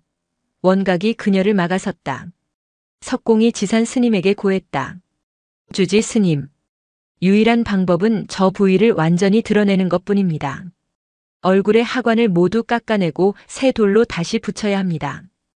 허나 그리 되면 저것은 더 이상 현수암의 약사 열애불이 아니게 됩니다. 그것은 사형 선고였다. 불상의 얼굴을 그 자비의 상징을 속세의 칼로 도려내야 한다는 뜻이었다. 사람들은 이제 현수암을 기적의 사찰이 아니라 저주받은 사찰이라 부르기 시작했다. 부처의 얼굴을 뭉갠 동자승 때문에 부처가 스스로 얼굴을 무너뜨린다. 저 절에 가면 재앙을 입는다. 며칠 만에 인파는 썰물처럼 빠져나갔다. 대웅전에 남은 것은 쓰레기처럼 버려진 화장품 더미와 역한 분 냄새, 그리고 얼굴의 절반이 흉측하게 부스러져 내리고 있는 약사열의 불뿐이었다. 만금 보살은 실어증에 걸린 명호처럼 방에 틀어박혀 나오지 않았다. 그녀는 식음을 전폐했다. 그녀의 집착이 결국 그녀가 매달렸던 대상을 파괴해버린 것이었다. 그녀의 딸은 그녀의 손에 의해 2번 죽었다. 현수암은 다시 가난해졌고 더 처참해졌다. 원각 스님은 무너진 불상 앞에서 매일 밤 참회의 절을 올렸다. 제가 어리석었습니다. 주지 스님. 재물에 눈이 멀어 저것이 욕망의 광기인 줄 알면서도 불법이라 포장했습니다. 제가 부처님의 얼굴을 무너뜨린 죄인입니다. 그는 지산 스님에게 매달렸다. 석공을 부르시지요. 저 흉측한 모습을 더 두고 볼 수 없습니다. 차라리 저 상처를 도려내고 새 얼굴을 모시는 것이. 지산 스님은 고개를 저었다. 아니다. 스님. 저것이 지금 현수암의 얼굴이고 만금 보살의 얼굴이며 또한 우리의 얼굴이다. 지산 스님은 부서져 내린 돌가루를 손에 담았다. 썩어 문드러진 상처는 도려내는 것이 능사가 아니다.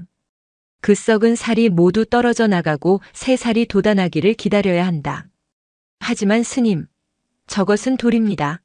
스스로 새 살이 돋아나지 않습니다. 왜 돋아나지 않는다고 생각하느냐? 지산 스님은 원각을 지그시 바라보았다. 저 돌은 명호의 그리움으로 젖었고 만금 보살의 한으로 얼룩졌으며 우리의 욕망으로 썩어 들어갔다. 그렇다면 지산 스님은 법당 구석 여전히 입을 닫고 웅크리고 있는 명호를 불렀다. 명호야. 아이가 고개를 들었다. 내가 시작한 일이다. 내가 저 부처님의 상처를 꿰매야 한다. 꿰매라니요, 스님. 저 아이가 무얼 할 수 있단 말입니까? 원각이 반박했다. 지산 스님은 명호의 손에 들린 그 낡은 자두색 립스틱을 가리켰다. 그것을 버려라. 명호의 눈이 커졌다. 그것이 내 어미라 생각하는 그 집착을 버려라. 그것이 내가 저지른 죄라 생각하는 그 죄의식도 버려라. 명호의 손이 부들부들 떨렸다. 그리고 저 무너진 얼굴을 보아라. 지산 스님은 불상을 가리켰다. 저것은 내가 상처 입힌 부처가 아니다. 저것은 내가 구해야 할 중생이다. 내가 저 부처님의 얼굴에 립스틱을 바른 것은 예뻐지라는 마음이 아니었더냐. 그렇다면 저렇게 흉측하게 무너진 얼굴을 어찌 외면하려 하느냐. 명호의 눈에서 말을 잃은 뒤 처음으로 눈물이 흘러내렸다. 진정으로 예쁘게 만드는 것은 덫이라는 것이 아니다. 그것은 지산 스님은 명호의 손을 잡고 무너진 불상 앞으로 이끌었다. 그 상처를 내 맨손으로 어루만지는 것이다. 그해 겨울 묵은 산에는 지독한 가뭄이 찾아왔다. 눈은커녕 마른 서리조차 내리지 않았다. 산 전체가 바싹 말라 바람이 불 때마다 먼지 섞인 비명이 들려왔다. 현수암의 생명줄이었던 뒤뜰의 우물이 바닥을 드러냈다. 스님들은 이제 밥을 짓고 최소한의 식수를 얻기 위해 얼어붙은 산길을 1시간이나 걸어 내려가 계곡 하류에서 물을 길어와야 했다. 가뭄은 공포였다. 먹을 물이 사라지자 스님들의 마음밭도 함께 말라붙었다. 그들의 원망은 한 곳으로 향했다. 모두 저 동자승 때문이다. 수행승들이 모인 방에서 원각 스님의 침묵 아래 그런 속삭임이 번져나갔다. 저 아이가 부처님 얼굴에 불경한 짓을 저질러 부처님이 얼굴을 썩히시고 이제는 산신께서 노하시어 물을 거두어 가신 것이다. 명호는 그 저주 섞인 속삭임을 들어야 했다. 그는 이제 신령한 아이도 마가씬 아이도 아니었다. 그는 현수암의 재앙을 몰고 온 불길한 존재 그 자체였다. 그럼에도 명호는 지산 스님의 명에 따라 매일 대웅전에 갔다. 그의 임무는 더 이상 닦는 것이 아니었다. 그는 부서져 내리는 불상의 얼굴을 지켜보았다. 그는 제단 아래 앉아 흉측하게 썩어 들어가는 불상의 얼굴을 그저 바라보았다. 바람이 불 때마다 불상의 뺨에서 돌가루가 먼지처럼 날려 명호의 삭발한 머리 위에 내려앉았다. 아이는 그 돌가루를 맞으며 자신이 부처와 함께 썩어가고 있다고 느꼈다. 내가 부처님을 죽였어. 내가 물을 마르게 했어. 그 죄책감 속에서도 아이는 단 하나 낡은 립스틱만은 버리지 못했다. 그것은 지산 스님의 명을 거역하는 유일한 불복종이었다. 그것마저 없으면 명호라는 존재 자체가 사라져버릴 것 같았다. 가뭄이 절정에 달하던 어느 날 원각 스님이 마침내 지산 스님에게 무릎을 꿇었다. 주지 스님, 더는 아니 됩니다. 이대로 가다간 대중이 모두 흩어지고 현수암은 폐허가 될 것입니다. 원각 스님, 기우제를 올려야 합니다. 지산 스님은 눈을 감았다. 비를 비는 것은 중생의 마음이나 비를 내리는 것은 하늘의 뜻이다. 하늘의 뜻을 돌려야 합니다. 스님 부디. 원각 스님은 바닥에 이마를 찧었다. 그리고 저 아이를. 원각 스님이 망설이다가 잔인한 말을 내뱉었다. 저 아이를 산문 밖으로 내보내셔야 합니다. 대중의 마음을 달래고 산신의 노여움을 풀기 위해서는 재앙의 근원을 제거해야 합니다. 그것은 명호를 내쫓으라는 사실상의 추방령이었다. 그때 방 안에서 식음을 전폐하고 죽은 듯 누워있던 만금 보살이 유령 같은 목소리로 끼어들었다. 보내지 마오. 그녀는 뼈만 앙상하게 남은 몸을 일으켰다. 그 아이를 내보내면 내 딸도 영영 돌아오지 않아. 그녀는 명호가 아니라 명호에게 더 쉬운 딸의 환영을 붙잡고 있었다. 원각 스님은 기가 막혔다. 보살님, 저 아이 때문에 지금 이 사단이 났는데 보살님의 따님은 저 아이가 부처님 얼굴을 뭉개면서 이미 떠났습니다. 아니야, 떠나지 않았어. 저 불상이 무너지는 것은 수연이가 나오는 길이야. 만금 보살은 광기에 사로잡혀 있었다. 저 돌이 다 부서지고 나면 그 안에 내 딸이. 이것은 구원이 아니라 지독한 지옥도였다. 원각 스님은 이성을 잃은 만금 보살과 현실을 외면하는 듯한 지산 스님을 보며 절망했다. 그 모든 대화를 문 밖에서 명호가 듣고 있었다. 자신을 내쫓으라는 말. 자신이 재앙의 근원이라는 말. 자신을 딸의 환영으로 붙잡는 말. 명호는 깨달았다. 자신이 여기에 있는 한 이 모든 고통은 끝나지 않는다. 부처님은 계속 썩어갈 것이고 우물은 계속 마를 것이다. 내가 없어져야 해. 아이의 텅 빈 눈에 처음으로 어떤 결의가 섰다.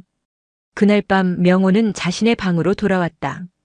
그리고 그토록 소중하게 품고 다녔던 낡고 뭉개진 자두색 립스틱을 꺼내 들었다. 엄마. 아이는 립스틱을 든 채 마른 우물로 향했다.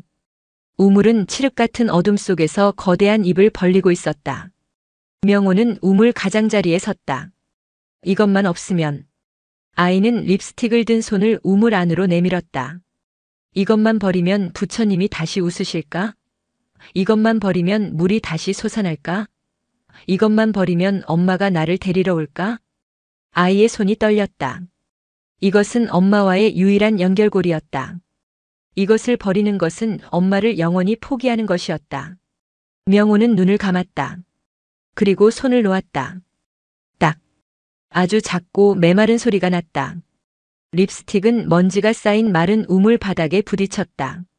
아무 일도 일어나지 않았다. 물은 솟아나지 않았다. 바람이 불어 마른 우물 속의 먼지만을 회오리처럼 감아 올릴 뿐이었다. 명호는 그 자리에 주저앉아 소리 없는 울음을 터뜨렸다. 가장 소중한 것을 버렸지만 아무것도 구원받지 못했다. 그리고 그 순간 아이는 결심했다. 자신이 사라져야 한다고. 이 재앙의 근원인 명호가 이 묵은 산에서 사라져야 한다고. 날이 밝기 전 가장 짙은 어둠 속에서 7살 동자승 명호는 얇은 승복 하나만을 걸친 채 현수암의 산문을 넘어 얼어붙은 겨울 산속으로 도망쳤다. 명호가 사라진 것을 가장 먼저 안 것은 지산 스님이었다. 새벽 예불을 위해 법당에 나갔던 스님은 늘 그 자리에 앉아 있어야 할 명호의 방석이 비어 있는 것을 보았다. 그리고 아이의 방에는 그토록 애지중지하던 낡은 화장품 가방이 텅 빈 채 버려져 있었다. 원각 스님, 지산 스님의 고요한 음성에 처음으로 다급함이 실렸다. 아이를 찾아야 하네. 현수암이 발칵 뒤집혔다. 가뜩이나 가뭄으로 흉흉했던 민심에 동자승의 실종은 불길함의 정점이었다. 내쫓으라 했더니 제 발로 도망을 쳤군. 아니야, 산신께서 데려가신 게 틀림없어. 제물로 삼으신 게야. 수행승들이 두려움에 떨며 수군거렸다. 원각 스님은 죄책감과 당혹감에 얼굴이 하얘졌다. 자신이 어젯밤 내쫓으라 했던 말이 아이를 죽음으로 내몬 것만 같았다. 스님, 제가 찾으러 가겠습니다. 지산 스님은 원각을 제지했다. 아니다. 대중은 저를 지키시오. 물을 길어와야 하고 예불을 드려야 한다. 아이는 내가 찾으리라. 하지만 스님, 이 얼어붙은 산중에 혼자 가시겠다니요. 지산 스님은 묵묵히 지팡이를 짚었다. 그의 시선은 산문 너머 묵은 산의 가장 깊고 험한 골짜기를 향해 있었다. 아이가 갈 곳은 한 군데뿐이다. 지산 스님이 향한 곳은 현수암 뒤편의 깊은 숲속 만금 보살이 10년 전 화장품을 버렸던 그 동백나무 숲이 아니었다. 그는 산을 내려갔다. 1시간, 2시간을 꼬박 걸어 묵은 산 입구 속세와 절의 경계가 되는 일주문으로 향했다. 그곳에는 넉 달 전 명호가 처음 버려졌던 바로 그 자리에 아이가 웅크리고 앉아 있었다. 명호는 얇은 승복이 다 얼어붙어 사시나무처럼 떨고 있었다. 아이는 일주문 기둥을 붙들고 산 아래를 속세의 길을 하염없이 바라보고 있었다. 아이는 도망친 것이 아니었다. 아이는 기다리고 있었다. 자신이 모든 것을 버렸으니 이제 엄마가 자신을 데리러 와주기를. 자신이 재앙의 근원이니 속세로 돌아가 이 절의 재앙을 끝내주기를. 명호야. 지산 스님이 불렀다. 아이가 천천히 고개를 돌렸다. 얼어붙은 얼굴 위로 눈물이 뜨거운 줄기를 그리며 흘러내리고 있었다. 추웠느냐? 지산 스님은 더 묻지 않았다. 그는 자신의 낡은 누더기 장삼을 벗어 아이의 작은 몸을 감쌌다. 스님. 명호의 닫혔던 입이 몇 날 며칠 만에 처음으로 열렸다. 제가 다 버렸어요. 립스틱 우물에 버렸어요. 알고 있다. 그런데 왜? 아이는 말을 잇지 못했다. 왜 엄마는 오지 않느냐는, 왜 재앙은 끝나지 않느냐는 절규였다. 지산 스님은 아이를 업었다. 7살 아이는 깃털처럼 가벼웠다. 현수암으로 돌아가자. 싫어요. 제가 돌아가면 다들 불행해져요. 부처님이 썩고 있어요. 그렇지 않다, 명호야. 지산 스님은 아이를 업은 채 다시 험한 산길을 오르기 시작했다. 내가 본 것을 나도 보았다. 내가 부처님 얼굴에서 본 슬픈 얼굴. 나도 그것이 무엇인지 이제야 알았다. 지산 스님은 숨을 고르며 한 걸음 한 걸음 산을 올랐다. 명호야. 너는 불상을 훼손한 것이 아니다. 하지만 썩고 있잖아요. 너는 그저 이미 썩어 있던 것을 세상에 드러냈을 뿐이다. 지산 스님은 걸음을 멈추고 명호를 내려놓았다. 그는 대웅전을 향해 손짓했다. 저 약사 열애불은 내가 립스틱을 칠하기 훨씬 이전부터 이미 병들어 있었다. 명호는 그 말뜻을 이해하지 못했다. 10년 전 만금 보살이 시주하여 개금 불사를 하기 전, 저 불상은 이미 깊은 균열을 안고 있었다. 비바람에 깎이고 세월에 마모되어 내가 립스틱을 칠했던 바로 그 입술 부근에 가장 큰 상처가 있었지. 만금 보살은 그 상처를 치유하려 한 것이 아니다. 그녀는 자신의 돈으로 그 상처를 황금으로 덮어버린 것이다. 지산 스님의 목소리에 깊은 슬픔이 배어나왔다. 그녀는 부처를 모신 것이 아니라 자신의 공덕을, 자신의 슬픔을 금박으로 포장하여 동인한 것이야. 황금 칠알에서 돌의 상처는 숨을 쉬지 못했다. 균열은 겉으로 보이지 않았지만 안에서부터 서서히 썩어가고 있었다. 너의 그 순진한 립스틱은 명호야, 그 두꺼운 황금칠과 위선을 녹여버린 것이다. 내가 낸 상처가 아니라 이미 있던 상처가 골마 터져 나온 것이다. 내가 본 슬픈 얼굴은 황금 속에 갇혀 신음하던 돌의 진짜 얼굴, 그 진면목이었던 게다.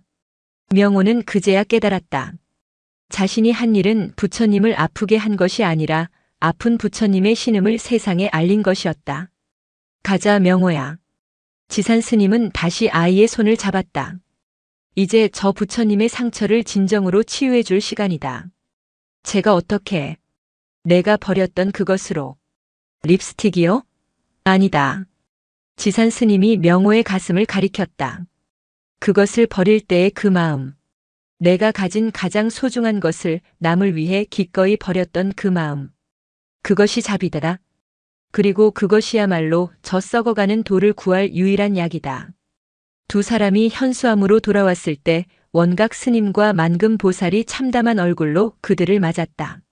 지산 스님은 명호를 대웅전 중앙에 세웠다. 그리고 선언했다.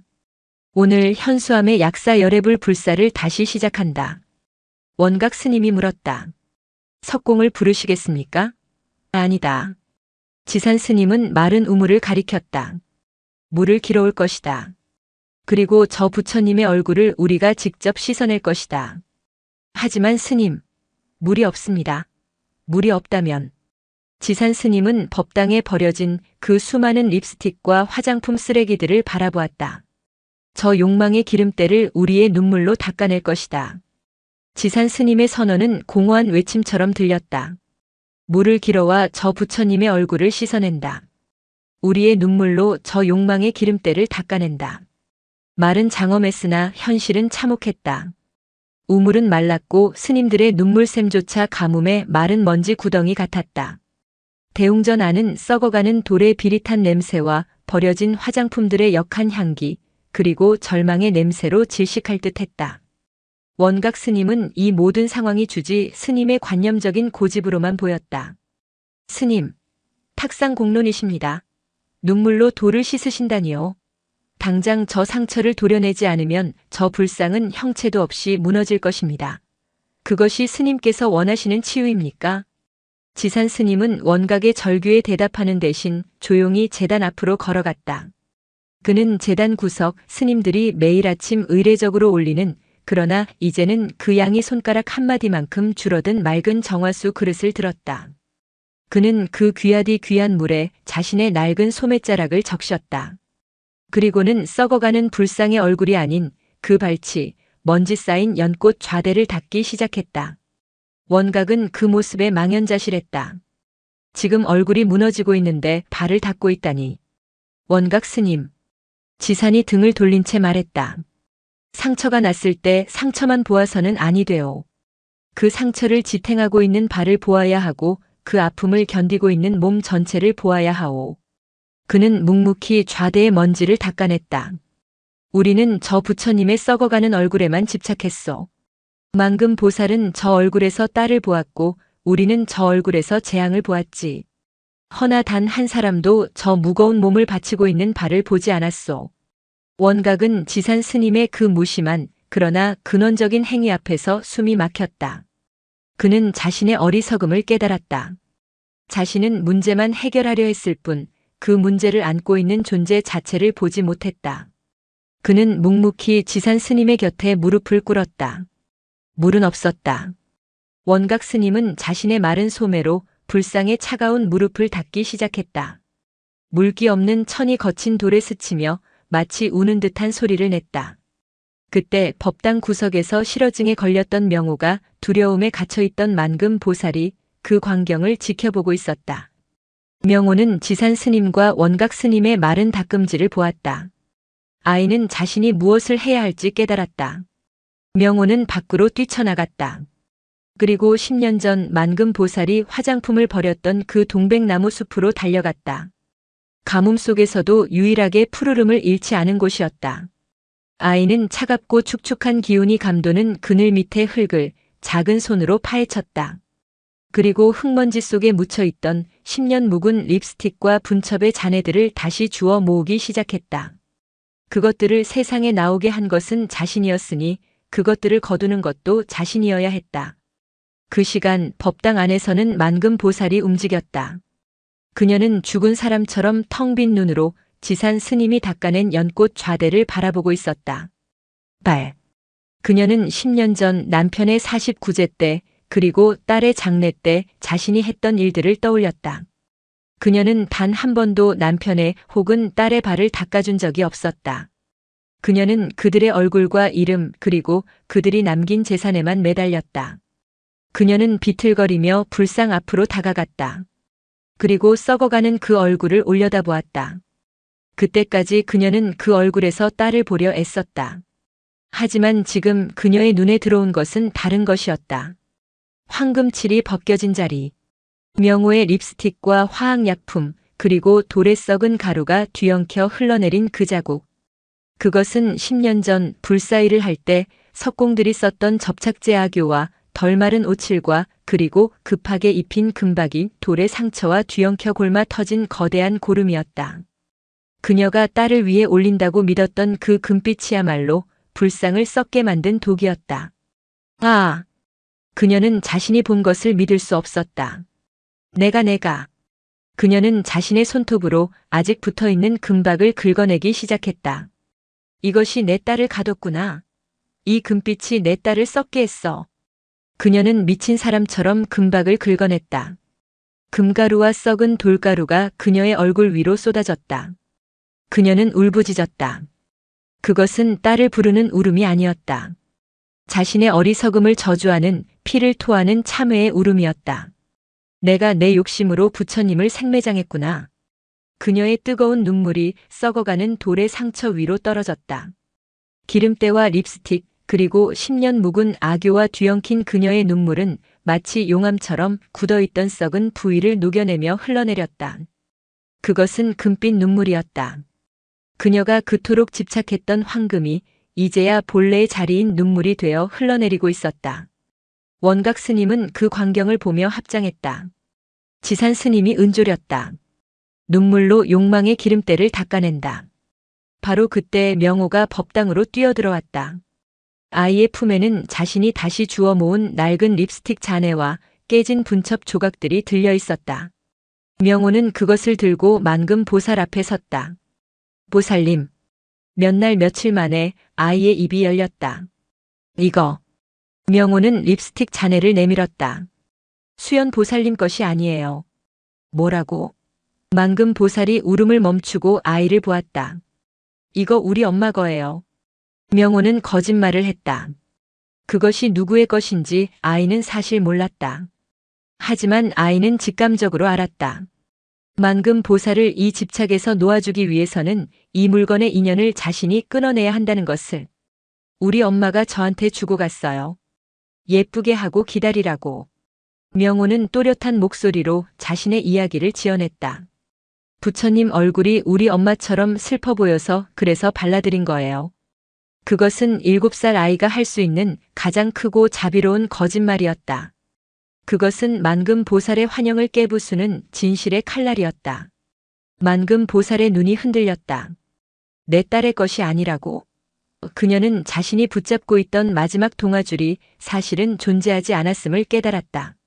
그녀가 딸의 흔적이라 믿으며 흉물에서 성물로, 성물에서 다시 흉물로 만들었던 그 모든 집착의 근원이 부정당했다. 그녀는 허탈하게 웃었다. 그래 그랬구나. 그녀의 어깨가 축 늘어졌다. 내 엄마 것이었구나. 그녀는 딸의 망령에서 벗어났다. 그러나 동시에 자신의 모든 것을 잃었다. 그녀는 명호의 손에 들린 립스틱 잔해를 받아들었다. 그리고 그것을 제단 위에 조용히 올려놓았다. 그것은 더 이상 수연의 것도 명호 엄마의 것도 욕망의 상징도 아니었다. 그저 낡고 부서진 물건일 뿐이었다. 만금 보살은 썩어가는 불상 앞에 이마를 대고 절을 올렸다. 부처님 죄송합니다. 그녀가 온전히 자신의 죄를 인정하고 자신의 집착을 내려놓은 그 순간 법당 밖 메마른 하늘에서 후두둑 무언가 떨어지는 소리가 났다. 소리는 빗소리가 아니었다. 그것은 진눈깨비였다. 겨울 가뭄의 끝자락, 먼지 섞인 마른 눈발이 묵은 산에 말라붙은 대지를 때렸다. 눈이다. 물을 기르러 갔던 스님 하나가 외쳤다. 그것은 축복의 한방눈이 아니었다. 대지를 적시기에는 턱없이 부족한 그저 먼지를 잠재울 정도의 찔끔거리는 눈발이었다. 하지만 지산 스님은 그 눈을 보며 법당 밖으로 나섰다. 그는 마른 우물이 있는 뒷뜰로 향했다. 스님, 거긴 물이 없습니다. 원각이 뒤따랐다. 지산 스님은 마른 우물 앞에 섰다. 그리고 우물 안을 가만히 들여다보았다. 명호가 버렸던 립스틱이 바닥의 먼지 속에 희미하게 보였다.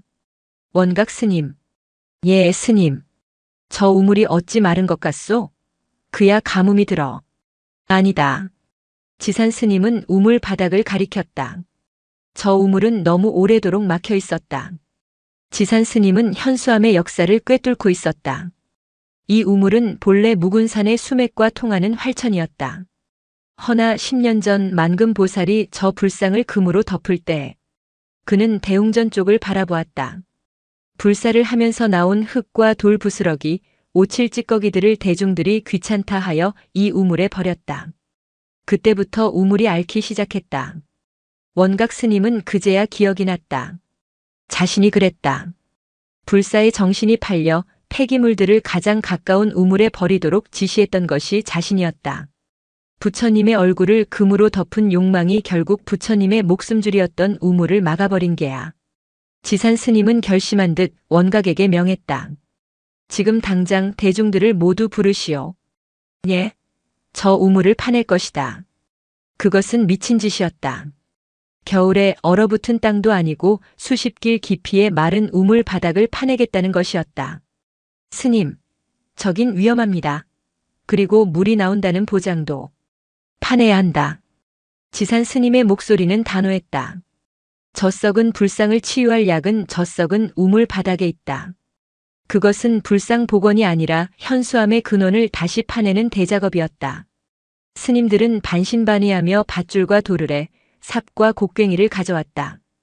가장 먼저 우물 안으로 내려간 것은 원각 스님이었다. 그는 자신의 죄를 씻으려는 듯 밧줄에 몸을 묶었다.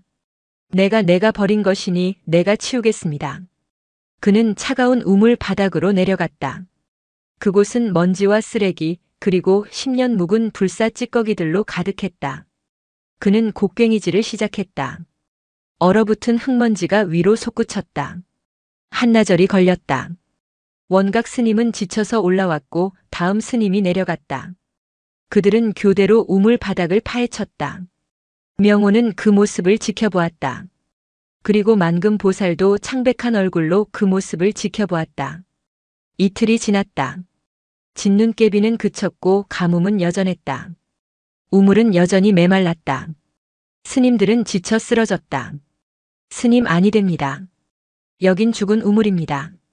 그때 명호가 밧줄을 잡았다. 제가 내려갈게요. 7살 아이의 몸은 좁은 우물 통로를 드나들기에 가장 적합했다. 안 된다. 위험하다. 아니에요. 명호는 고집을 부렸다. 거기에 제 립스틱이 있어요. 제가 가져와야 해요. 아이는 자신이 버린 그것을 자신의 손으로 다시 거두어야만 이 모든 일이 끝날 것 같았다. 지산 스님은 말없이 아이의 몸에 밧줄을 단단히 묶어주었다. 명호가 우물 바닥으로 내려갔다. 그곳은 스님들이 파헤친 흙더미로 가득했다. 아이는 작은 손으로 흙을 파헤쳤다. 그리고 마침내 흙더미 속에서 그것을 찾아냈다. 먼지와 흙으로 범벅이 된 뭉개진 자두색 립스틱.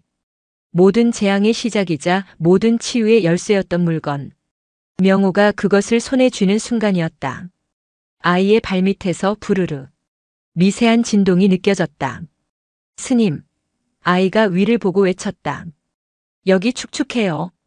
원각 스님이 믿을 수 없다는 듯 아래를 내려다보았다. 명호가 서 있는 발밑에 흙이 젖어 있었다. 그들이 파낸 10년 묵은 쓰레기 더미 아래 묵은 산의 수맥이 그 얇디 얇은 숨결을 다시 토해내기 시작한 것이었다.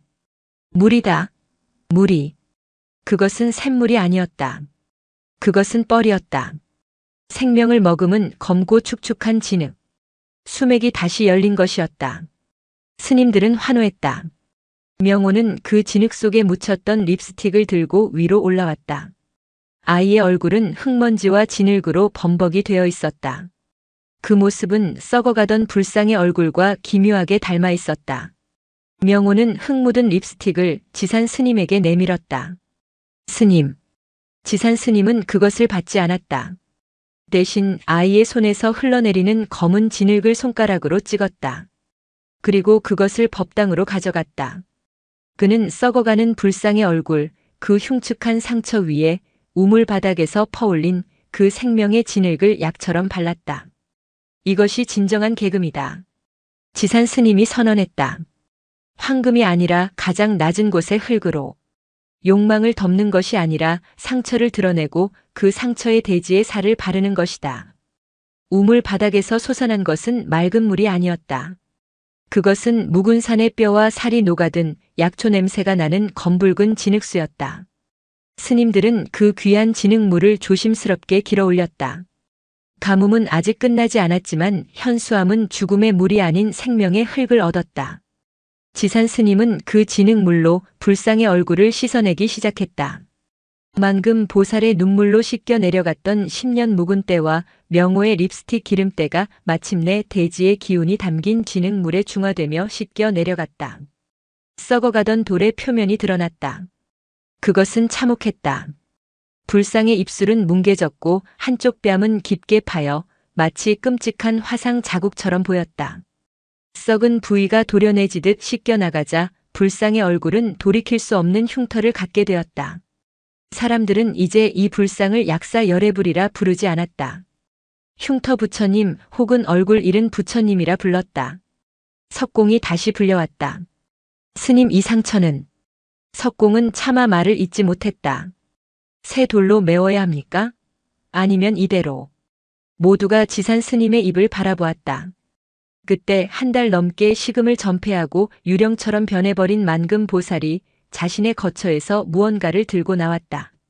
그것은 그녀가 시집 올 때 가져왔던 가장 아끼던 비단 치마였다. 딸 수연에게 물려주고자 했던 붉은 동백꽃이 수놓아진 화려한 비단이었다. 그녀는 그 비단을 불상 앞에 바쳤다. 스님.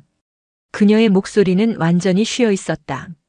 제 욕심이 저 얼굴에 금치를 했습니다. 제 한이 저 얼굴을 썩게 했습니다.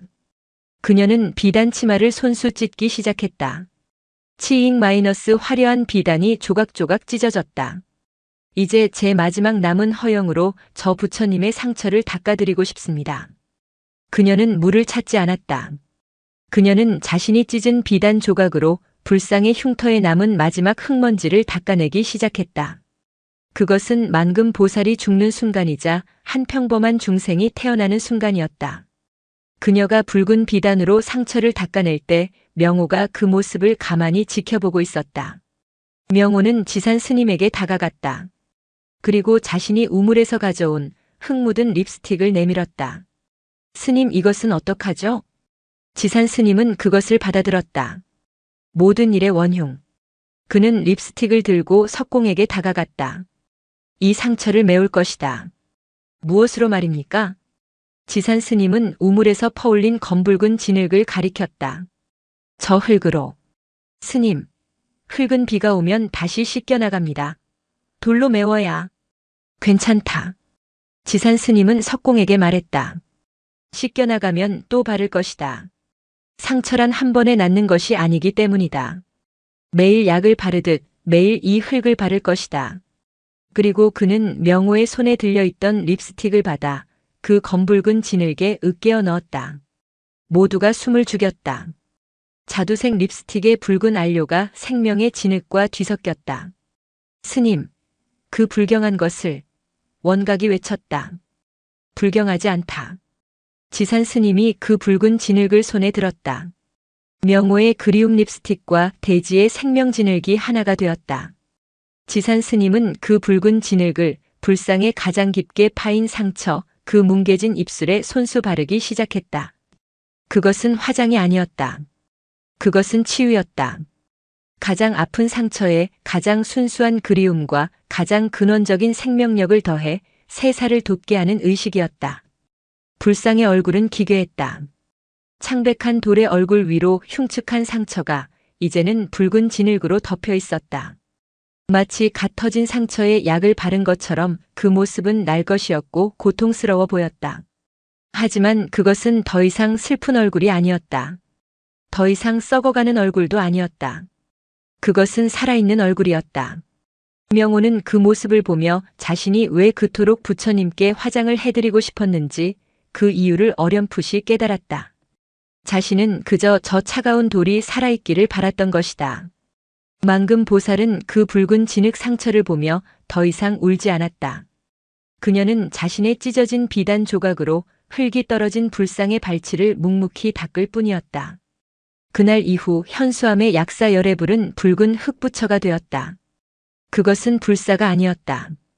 그것은 차라리 지독한 아리의 시작이었다. 현수암의 붉은 흙부처는 치유의 상징이 아니었다. 그것은 매일같이 덧나는 상처 그 자체였다. 우물에서 길어올린 검붉은 진흙은 지산 스님의 손으로 불상의 상처에 발라졌다. 그 붉은 진흙에는 묵은산의 기운과 명호의 그리움 립스틱이 뒤섞여 있었다. 하지만 상처는 굳지 않았다. 봄이 오고 얼었던 땅이 녹으며 첫 비가 내리던 날 스님들은 공포에 질려 대웅전으로 달려왔다. 스님, 흙이 씻겨 내려갑니다. 밤새 내린 비에 불상의 얼굴에 발라졌던 붉은 진흙은 붉은 눈물처럼 씻겨 내려가 흉측한 상처 자국을 고스란히 드러내고 있었다. 그것은 마치 낫기를 거부하는 상처처럼 보였다. 어서 덮어야 합니다. 원각 스님이 소리쳤다. 아니다. 지산 스님은 빗속에서 묵묵히 서 있었다. 씻겨나가는 것은 씻겨나가게 두어라. 허나 스님, 상처란 그런 것이다. 한 번의 약으로 낫지 않는다. 씻겨나가면 다시 바르면 될 일이다. 그날부터 현수암의 새로운 일과가 시작되었다. 그것은 명호의 몫이었다. 명호는 더 이상 새벽 예불에 참석하지 않았다.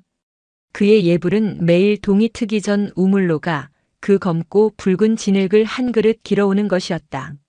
그리고 그는 법당에 홀로 앉아 비바람에 씻겨나간 불상의 상처에 새 흙을 바르는 것으로 하루를 시작했다. 그것은 고된 일이었다. 흙을 개고 받침대를 딛고 올라가 차가운 돌의 상처에 제 손으로 흙을 발랐다. 아이의 손은 늘 붉은 흙물이 들어 마치 피가 묻은 듯 했다. 그 흙을 바르는 행위는 기도가 되었다. 첫 흙을 바를 때는 엄마를 생각하며 발랐다. 두 번째 흙을 바를 때는 수연이라는 죽은 처녀를 생각하며 발랐다. 세 번째 흙을 바를 때는 만금 보살의 고통을 생각하며 발랐다. 그렇게 1년이 지났다. 명호가 흙을 바르면 비가 와서 씻어냈다. 바람이 불어 흙을 말려 떨어뜨리면 명호는 다음 날 새벽 다시 흙을 발랐다. 명호는 그 과정에서 깨달았다. 자신이 흙을 바르는 것이 불상을 낫게 하는 것이 아님을. 그것은 불상의 아픔에 그저 함께하는 것임을. 매일 씻겨나갈 줄 알면서도 오늘 또다시 약을 바르는 것. 그것이 자비임을. 명호는 더 이상 엄마를 기다리지 않았다. 매일 새벽 붉은 흙부처의 상처를 만지는 것이 아이에게는 곧 엄마를 만지는 일이 되었다. 현수암에도 변화의 바람이 불었다. 만금 보살은 더 이상 없었다. 그녀는 자신의 전 재산을 묵은산 아래 가난한 중생들에게 모두 회양했다. 그리고 자신의 이름을 버렸다. 그녀는 행자가 되었다. 삭발을 하고 가장 누추한 무명옷을 입고 현수암의 가장 낮은 곳에서 일을 시작했다. 그녀의 첫 소임은 해우소, 절의 화장실을 치우는 일이었다. 자신의 만금으로 부처를 황금으로 덮으려 했던 그녀는 이제 매일 중생들의 가장 더러운 오물을 치웠다. 그녀는 오물을 치우며 자신의 마음속에 10년간 쌓여있던 오물을 함께 치워냈다. 어느 날 명호가 흙을 바르고 내려오는 길에 해우소 앞에서 땀으로 흠뻑 젖은 행자를 만났다. 행자의 만금 보살은 흙투성이가 된 명호의 손을 보고는 자신의 소매로 그 손을 닦아주려 했다. 아닙니다. 명호가 손을 뒤로 뺐다. 제 손은 약이 묻어 깨끗합니다. 행자는 그 말에 흙투성이인 명호의 손을 가만히 감싸주었다. 아니다 스님. 스님의 손이야말로 내 딸 수연이와 그리고 이 미혹한 중생의 한을 씻어준 진짜 부처님의 손입니다. 두 사람은 흙투성이 손을 맞잡고 말없이 서로를 향해 합장했다. 원각 스님도 변했다. 그는 더 이상 불전함에 돈을 세지 않았다. 그는 규율과 원칙을 따지는 대신 고기를 들었다. 그는 스님들을 이끌고 그 진흙 우물을 더 깊고 더 넓게 파기 시작했다. 물이 맑아질 때까지 팔 것이다. 현수암의 근원이 맑아질 때까지. 그는 재정을 관리하는 지전 스님이 아니라 대지의 근본을 돌보는 우물지기 스님이 되었다. 그렇게 두 번째 겨울이 지났다. 가뭄은 끝났다. 우물에서는 마침내 맑고 차가운 물이 솟아오르기 시작했다. 하지만 명호는 여전히 그 맑은 물 대신 우물 바닥 가장 깊은 곳에 검붉은 진흙을 퍼올렸다.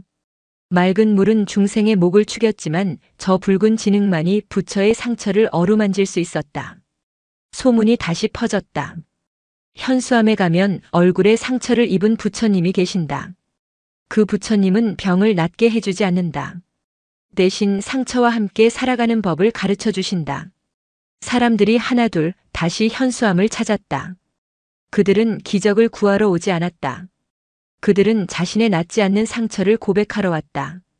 그리고 명호가 묵묵히 불상의 상처에 붉은 흙을 바르는 모습을 보며 자신의 상처에도 스스로 약을 바를 힘을 얻어 돌아갔다.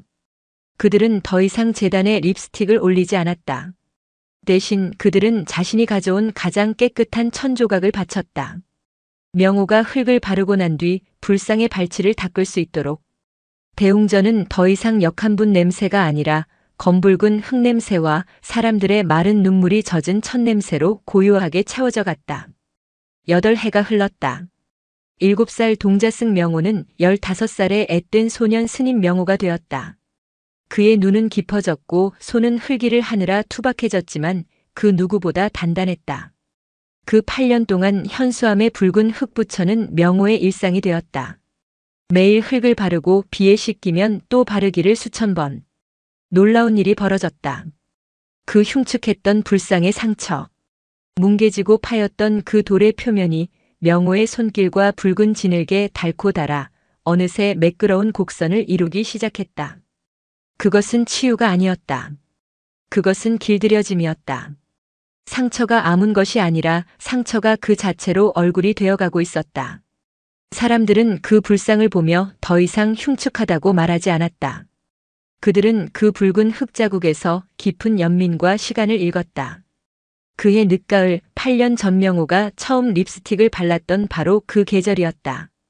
명호는 여느 때처럼 새벽에 진흙을 길어와 대웅전에 앉았다. 그는 붉은 진흙을 손에 개어 받침대를 딛고 올라섰다. 불상에 뭉툭해진 상처 자국에 그는 정성껏 흙을 발랐다.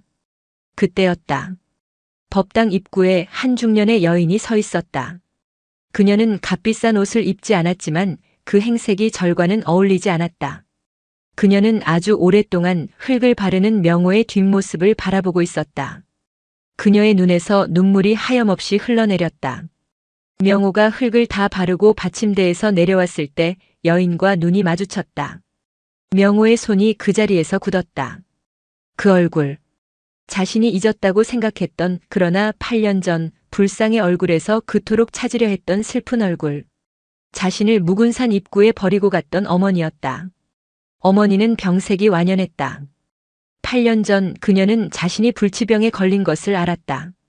어린 아들을 홀로 둘 수 없어 마지막으로 가장 예쁜 화장을 하고, 그것이 명호의 마지막 기억이었다. 아이를 절에 맡겼다.